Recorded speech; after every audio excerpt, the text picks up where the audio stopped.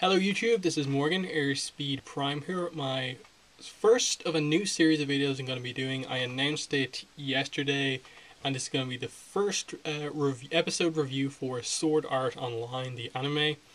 And this one is for episode 1, The World of Swords. And the reason this is coming out earlier than I said in the video yesterday was because I had planned to do my Teenage Mutant Ninja Turtles episode review today, but it's taking a break until kind of midway through next month. So I wasn't expecting another break to happen in that show. So I kind of planned, okay, I'll do the SAO review on Tuesday, but came home and yeah, no episode. So I was able to start this one earlier, which was really cool. So yes, we start off. I'm watching on the DVD. We're still on volume 1 here with episode 1. As I said, the episode's called World of Swords, and overall I think it's a really good opening episode of the show. It straight away grabs you because it gets straight into what the main plot is about, what the, I suppose, gimmick of the show actually is, and introduces you to your main character, and that's about it. It accomplishes what it primarily needs to for being the first episode, setting up some explanations about what this game world is and that sort of stuff. And I think that the main thing is just that you instantly are interested by the premise of you die in the game, you die in real life. And it's such an interesting idea that you kind of have to know what happens next. So while this episode ends without you really getting to see a lot of action, it's just where do they go from here? That who's going to be the first person to die? How do these players react? You see most of them panicking towards the end of this episode after this announcement, and obviously Ahihiko Kayaba shows them news reports of hey, before I've even told you about this, players have already died just from people's parents or friends just kind of taking the kind of nerve gear headset off their heads, and 213 players are dead already. And he shows them real news reports, and it makes it clear to them that, look, this is the truth. I'm not just lying to you to make this seem more real. People have died already. And I like the kind of line from Kirito, very kind of as he hears this, everyone else is just there's no way this is true, but you see that he's been following the production on the nerve gear. He's been following this guy, Kayaba, for so long, that he just knows that this guy's capable of doing something like this, that it has to be true, because he knows the technical details of, the nerve gear rig, and that it's possible for it to fry your brain and stuff like that. So I like that they get all that stuff out of the way, that, look, this isn't just a joke that everyone's going to think they die when they actually die. No, you actually do. They confirm that straight away. They make it super clear without having to show you a character dying then and there in the first episode. And just his knowledge of the game maker and stuff like that was really cool. So definitely this first episode review is probably the one where there's the least to really talk about, because it is just, here's the plot. We're not really giving you too much character development of the main character just yet, but there's a little few hints about stuff that kind of come back later on. But for the most part, it's a solid opening episode in that just that premise, as I said, what I just talked about, is enough to make you watch more. The main character is interesting enough, even though you don't get to learn a massive amount about him. And then I think the other thing that draws people into this, even if they don't necessarily know going in about the whole you die in the game, you die in real life thing, is just that this kind of VMMORPG genre of anime appeals to a lot of people, because a lot of people play video games, a lot of people like video games. So the idea of an anime where the characters are in the video game is super interesting. Just in terms of how they play that, you have this show which presents it in terms of an animation style, the animation is really good, but the animation style doesn't make it obvious that it's a video game. It's just okay, this is just this kind of fantasy setting show and then you see them pull up their kind of menu, and you're like, oh, it's a video game. You see them kind of kill a monster, and it kind of bursts into like polygons, basically. It's that sort of stuff that just is really cool from like a visual sense. All these little video game kind of touches that you see throughout. The fact that they kind of explain the way the fighting works is like, sure, you can just like swing the sword around and fight like that, but the way to really succeed, as kind of Kirito, as a former beta tester, knows, is that you have to activate the sword skills, which is what the whole kind of gimmick of the game is about. And the explanation on that is fairly solid. Just that the idea is just like that you just have to be very kind of know what you're planning to do. Like if you want to do this 4-hit combo, you basically just hold the start of the first move until like your sword skill is about to activate, and then you basically just move your body in the way that that move is meant to go, and the system will basically make it this really powerful deadly attack.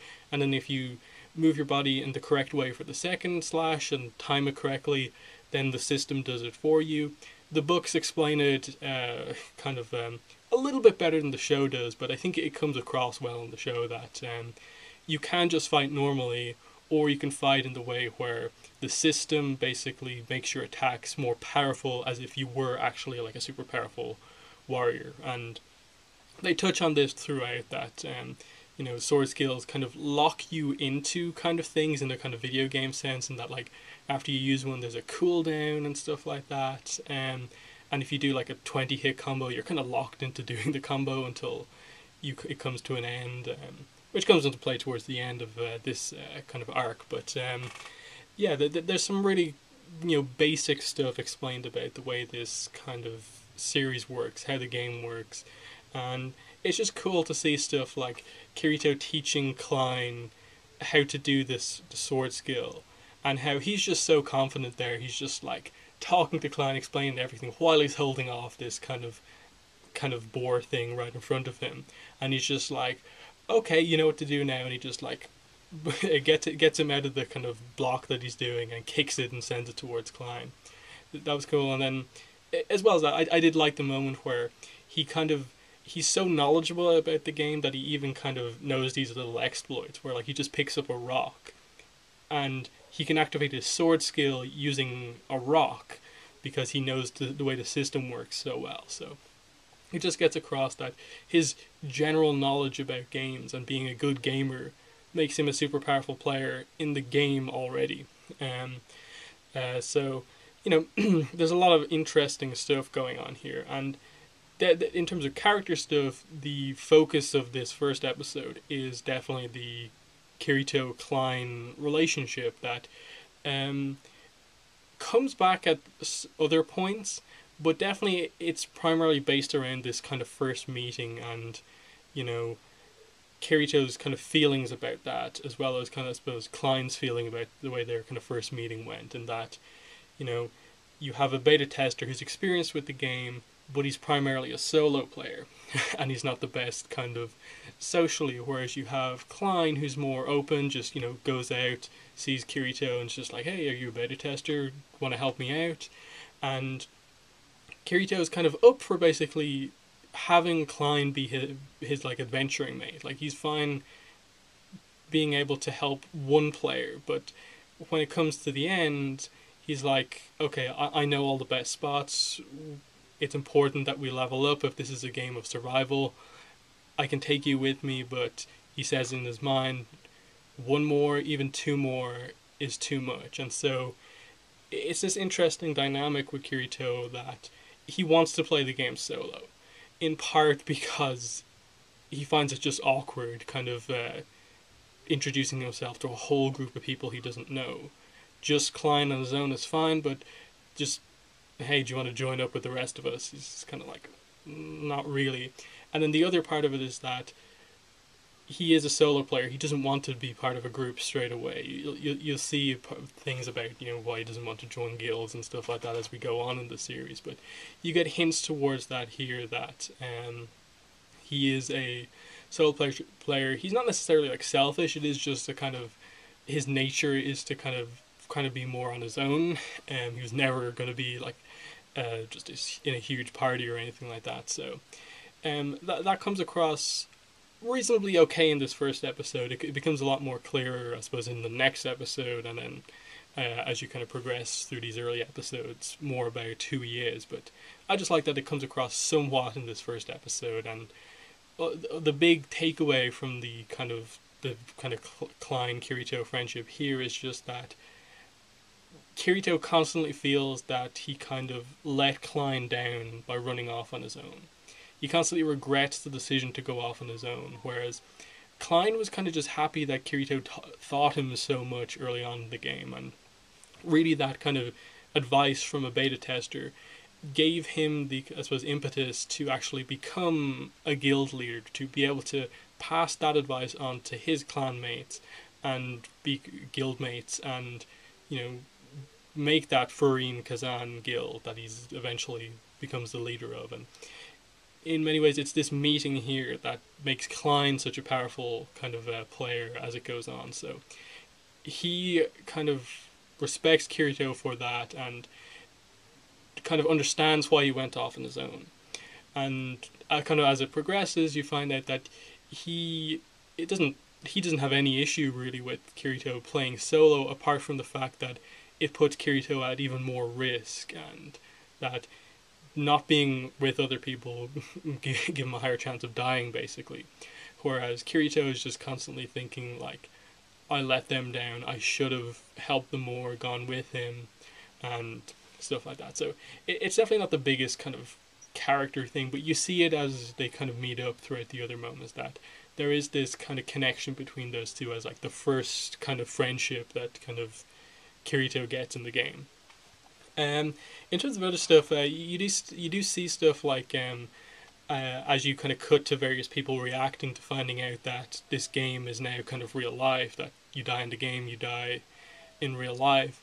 You see some of the characters that we are going to meet over the course of the series. You see Silica, you see Lisbeth, and stuff like that in the crowd, which I did really like, and it's something that, like, early on you don't really notice. Like, obviously, that when you get to the episodes where you actually focus on Lisbeth and Silica, you don't instantly go like, oh, they were those two girls from like the first episode, but still.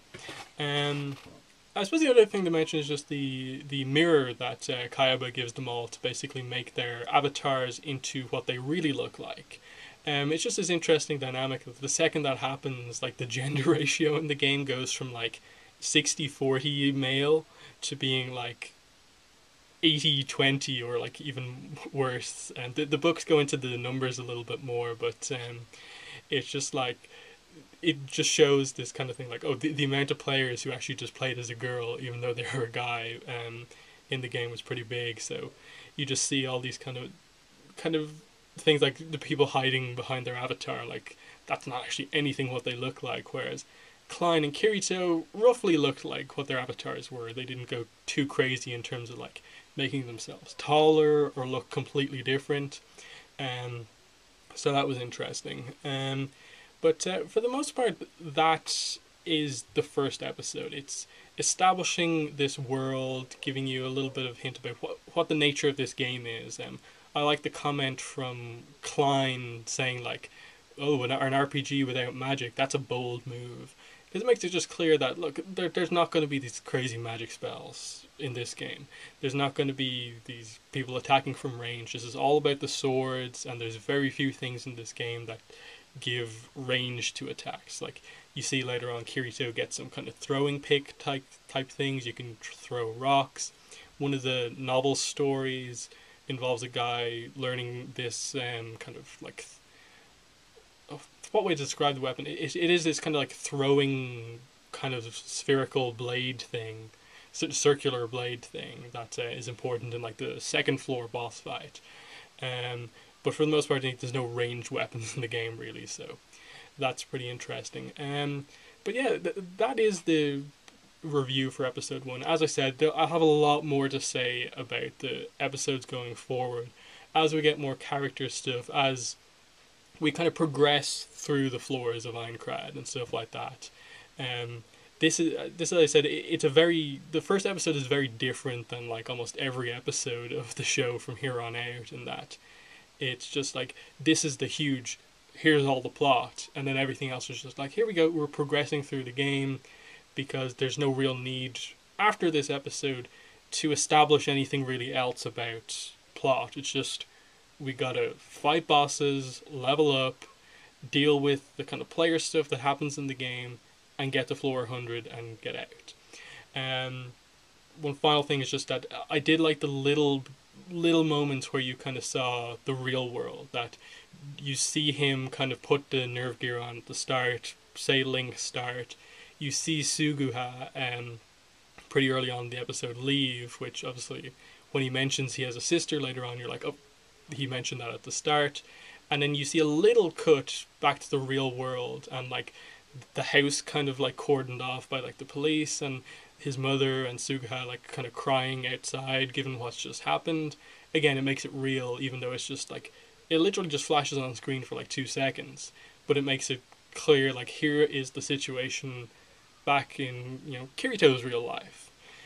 So yeah, that's the episode 1 review. In the comments, let me know what your thoughts were on the episode. And I'll probably have the episode 2 review out tomorrow, because obviously with no turtles I have no other real scheduled videos during the week apart from my Naruto chapter reviews. So yeah, that's been the review. Thanks for watching, and bye.